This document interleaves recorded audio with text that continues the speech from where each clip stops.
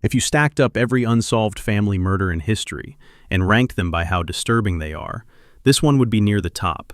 Not because it was loud, not because anyone saw it happen, but because after the killer finished, he didn't leave.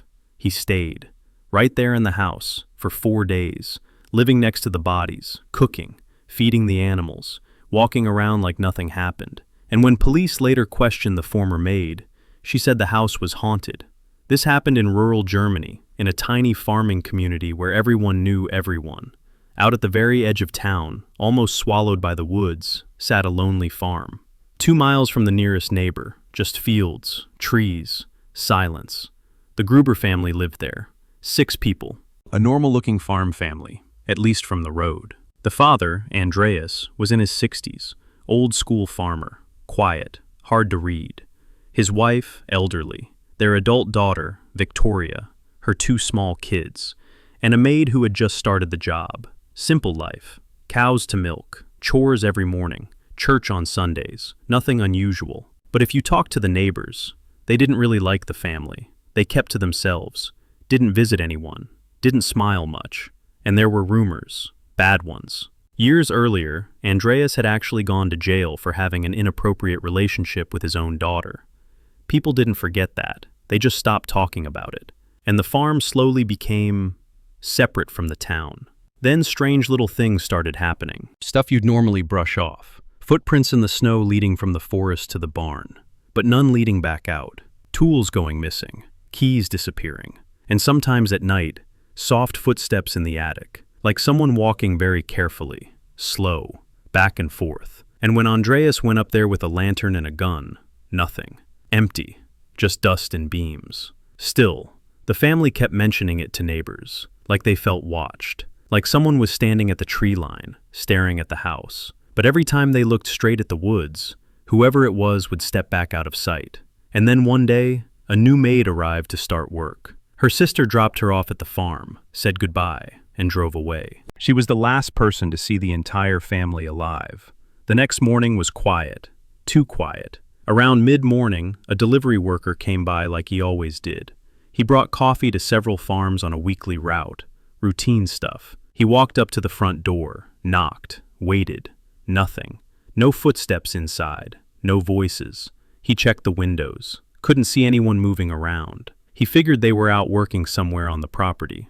So he shrugged and left. Later that day, a man walking down the road passed the farm from a distance, maybe 500 yards out. He noticed smoke coming from the chimney, so someone had to be home. He even said he smelled something burning, like old rags or dirty cloth. Then he saw a man carrying a lantern near the house. The light was bright, too bright to see the face. The man didn't wave, didn't say anything, just stood there. The witness kept walking, didn't think much of it. But over the next couple days, little things started piling up. The Grubers didn't show up to church. They never missed church. The young girl didn't go to school. That wasn't normal either. Cows still needed milking. Animals still needed feeding. So neighbors assumed someone must be around, just busy. On April 4th, a repairman showed up to fix an engine on the property. He got there around 9 a.m., knocked, nothing, waited, still nothing. There was a dog tied up near the door, alive, barking. So he figured the family had stepped out for a bit. He waited almost an hour. Nobody came back. Finally, he just forced open the machine shed and did the repair himself. Worked for hours, hammering, tools clanking, loud. Still, no one came to check on him, which felt strange. On a farm, people notice noise, always. When he finished around mid-afternoon, he walked over to the neighbor's place to let them know the job was done. The neighbor listened, then paused. Because something about all this didn't sit right. 4 days, no church, no school, no one answering doors. That wasn't busy, that was wrong.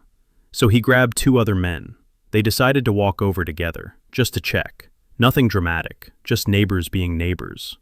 They stepped into the yard. Everything looked normal, tools where they should be, animals fed. But the barn door was blocked from the inside, like someone didn't want it opened. The men looked at each other. Then they shoved the door hard. It gave way with a crack. They stepped inside. Dim light, hay everywhere, quiet. One of them took a few steps forward, then suddenly stopped. He looked down. Something was touching his boot. At first it just looked like straw. Then he realized it was a hand, a human hand, sticking out from the hay. For a second, nobody moved. They just stared at it, half buried in the hay, gray, still. One of the men slowly bent down and pulled the straw back. More of the arm showed, then a shoulder, then a face. It was Victoria. She was lying on her side, twisted awkwardly, like she'd been dragged there, her eyes open, covered in dried blood. Nobody said anything. They just kept pulling the hay back, slow, careful. And then they realized she wasn't alone. Right behind her was Andreas, flat on his back, face smashed in so badly it was hard to look at. Then the older woman, then the little girl, all stacked close together, hidden under the straw like someone had tried to store them away. 4 bodies, right there in the barn. The air felt heavy. One of the men turned and rushed outside. Another just stood there, staring. The third guy, Lorenz, the neighbor, suddenly ran toward the house. Fast, like he remembered something. He later said he wanted to check on the little boy, the 2-year-old, Joseph. Maybe he'd been spared. He pushed through the front door. It wasn't locked. Inside, everything looked normal. Dishes out, chairs pushed in, nothing overturned, no sign of a struggle. Just quiet. Too quiet. He walked into the living room. There was a baby carriage near the wall. He stepped closer, looked down, and stopped. Joseph was still inside, blanket tucked around him, like someone had put him down for a nap. Except his head. There was a deep wound across the top. No movement, no sound. Lorenz backed away slowly. Then he started checking the rest of the house, room by room, calling out names, no answers. Finally, he opened the maid's room. The new girl, the one who had just arrived days earlier. Her luggage was still half unpacked on the floor, clothes folded on the bed, and she was lying beside it, face down, like she never even got the chance to settle in. 6 people, all dead, spread between the barn and the house. And what didn't make sense was this. Nothing looked rushed. Nothing looked broken. The stove still had ashes in it, recent ashes. Someone had been cooking, after the murders. Outside, the cows had been milked, fed on schedule. The animals weren't starving, which meant, for days after everyone died, someone had still been there, walking around, doing chores, living in that house, like it was their own. Word spread fast, faster than anyone expected. Before the police even showed up, people from town were already walking through the yard, just wandering in, curious. Neighbors, workers, random folks who'd heard something happened. They stepped inside the house, looked around, peeked into rooms. Some of them even walked right up to the bodies, pointing, whispering, like it was something to look at, not a crime scene. By the time officers from Munich finally arrived, the place was a mess. Boot prints everywhere. Doors opened and closed. Anything useful, probably already ruined. They cleared everyone out and started slow, barn first. All 4 bodies had blunt force trauma to the head, heavy hits, close range.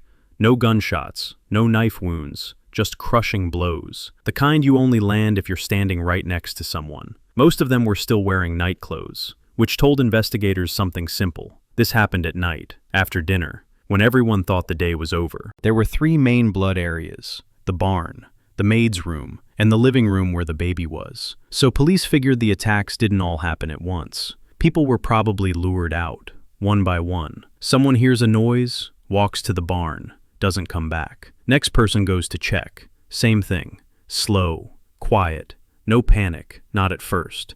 Then they notice something else, stuff that didn't fit. The hay pile in the barn had clear marks in it, like someone had been lying there, sleeping there, right next to the bodies. And in the corner, human waste, fresh at the time. Which meant whoever did this stayed overnight, maybe more than one night. In the kitchen stove, they found burned cloth, half-charred fabric, like someone had used clothing for firewood. Neighbors later said they saw smoke coming from the chimney days after the family was supposed to be gone.